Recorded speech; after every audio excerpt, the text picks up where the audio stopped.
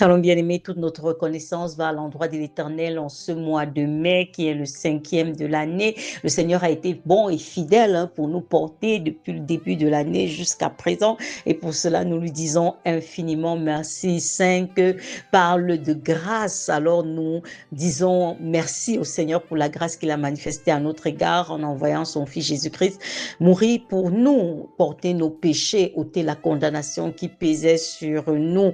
Mais nous devons quand même préciser que la grâce n'est pas une licence pour pécher, n'est-ce pas? Parce que la Bible nous dit dans le livre de Tite que la grâce de Dieu nous apprend à renoncer à l'impiété et aux convoitises mondaines. Ça veut dire vraiment à rejeter le péché, à rejeter le mal, à rejeter toute forme de convoitise, la convoitise des yeux, la convoitise de la chair, l'orgueil de la vie. La grâce nous apprend à renoncer à ça. Donc, ne nous soumettons pas à cette doctrine qui nous donne de penser que la grâce est une licence pour le péché, c'est un laisser-aller pour faire ce qu'on veut. Non, pas du tout. C'est pas ça. Et cette semaine, je nous invite à regarder l'histoire d'un homme vraiment qui s'est distingué en son temps de par la façon dont il a su saisir la grâce de Dieu, de par la façon dont il s'est positionné malgré la tendance générale qui allait à contre-courant. Il s'agit de Noé.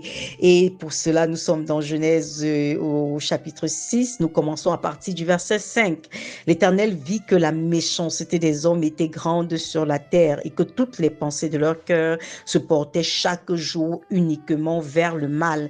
L'Éternel se repentit d'avoir fait l'homme sur la terre et il fut affligé en son cœur. Et l'Éternel dit, j'exterminerai de la face de la terre l'homme que j'ai créé, depuis l'homme jusqu'au bétail, aux reptiles et aux oiseaux du ciel, car je me répands de les avoir faits. Mais Noé trouva grâce aux yeux de l'Éternel. Voici la postérité de Noé. Noé était un homme juste et intègre dans son temps. Noé marchait avec Dieu. Noé engendra 3 fils, Sem, Cham et Japheth. La terre était corrompue devant Dieu. La terre était pleine de violence. Dieu regarda la terre et voici, elle était corrompue, car toute chair avait corrompu sa voix sur la terre. Vous voyez ça depuis la chute d'Adam dans le jardin d'Éden, le péché qui les a fait sortir du jardin d'Éden. Ensuite, il y a eu Caïn qui a tué son frère Abel par jalousie. Ensuite, le mal a continué à se répandre sur la terre au fil des générations jusqu'à arriver à la génération de Noé. Et vraiment, c'en était trop pour le Seigneur. Le Seigneur a dit, je vais détruire cette génération-ci, je vais détruire toutes ces personnes afin de pouvoir permettre que la terre aille mieux, disons ça comme ça, n'est-ce pas?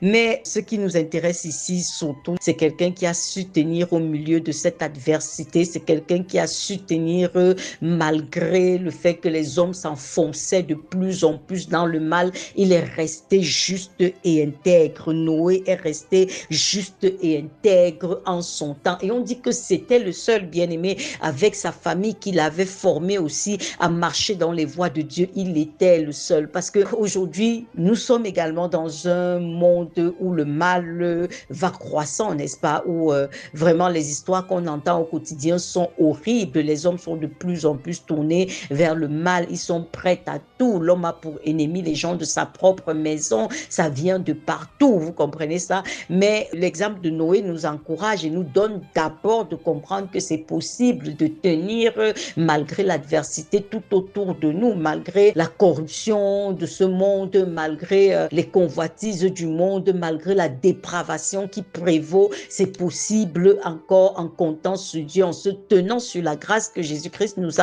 a apportée par sa mort et sa résurrection, de tenir ferme face à la tendance générale. Donc, nous n'avons pas d'excuses. Nous pouvons vraiment nous inspirer de ce modèle, de cet homme qu'a été Noé, qui est resté ferme dans sa posture et qui a eu le soutien de Dieu, n'est-ce pas? Je veux t'assurer que si tu es engagé sur le chemin de la vérité, sache que tu auras toujours le soutien de Dieu avec toi. Le Seigneur dit dans Romains 8 au verset 31, si Dieu est pour nous, qui peut être contre nous? Oui, les vents vont souffler, les tempêtes vont se lever, les gens vont crier très fort, tu seras menacé, tu vas subir n'importe toute forme d'injustice, mais sache qu'en fin de compte, c'est Dieu qui a le dernier mot. Et je veux croire que si Dieu nous apporte encore un tel message en cette saison, après le message de Joseph les dernières semaines, ça veut dire que Dieu tient vraiment à susciter des hommes et des femmes qui qui vont se distinguer de la foule, qui vont se distinguer de la masse, qui vont se distinguer du plus grand nombre pour demeurer fermes